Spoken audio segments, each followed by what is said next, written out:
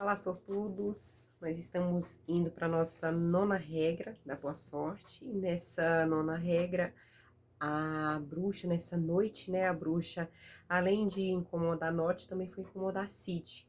Por quê? Porque o que ela queria, o desejo dela era que Note matasse Merlin e que Cid saísse daquele local, porque assim, os dois fora do bosque, ela conseguiria ficar com o trevo da sorte limitada, né? O trevo de 4 folhas de sorte limitada.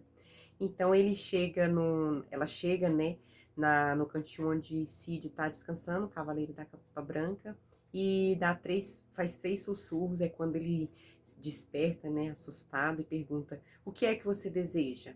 Aí ela fala: não, eu quero fazer um. Não, né, nesse momento ela não faz um trato, assim, ela fala: Merlin, o mestre de vocês, mentiu para vocês. Esse trevo mágico, na verdade, não dá sorte limitada. Na verdade, ele vem acompanhado de desgraça. Fui eu mesma quem lancei o feitiço. Então ele fica assim um pouco desnorteado, porque ele acha que Merlin mentiu. Só que ele fica pensativo também, né, com as palavras dela. Ele fala assim: não, mas por que que Merlin mentiria? Ela não, ele só queria é que um de vocês morresse, porque o feitiço que foi lançado é que em 3 dias a pessoa que colhesse esse trevo mágico de 4 folhas morreria no lugar de Merlin. E se um de vocês, Note ou Cid, não colher esse trevo mágico, é ele quem vai morrer no final do dia de amanhã. E esse trevo mágico deve ser recolhido antes do final do dia de amanhã. E ele, como não quer morrer, colocou vocês para poder procurar esse trevo aqui no Bosque Encantado. Mas é uma mentira, porque eu lancei esse feitiço e se você colher, você morrerá. Ele ficou muito pensativo a respeito do que a bruxa havia dito e falou bem assim: tá, só que e se Merlin, e se eu for atrás de Merlin, trouxê-lo aqui e ele mesmo arrancar o trevo, ele não morrerá, porque vai ser a mesma pessoa da qual tem um feitiço lançado, a mesma pessoa que vai colher, é a mesma pessoa que iria morrer no dia de colher esse trevo mágico. Então ele não vai, o feitiço para ele não servirá. Aí nesse momento a bruxa ficou com muita raiva, né, porque viu a inteligência de Cid, mas se retirou daquele local. Foi quando o Cid percebeu que Note tinha caído numa cilada e falou: nossa, como é que Note pode ter perdido a fé no propósito que ele tinha ao vir aqui no Bosque Encantado?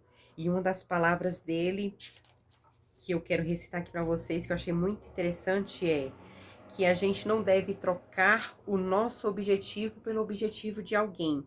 A boa sorte lhe chega sempre que se mantém fiel à sua tarefa, à sua missão e ao seu propósito. Aí ele lembrou também do que Merlin havia dito a ele antes de sair em busca desse trevo mágico, quando ele falou: desconfie, Cid, daquele que lhe propõe planos com os quais se ganha muito de forma muito fácil e rápida. Suspeite de quem tentar lhe vender a sorte.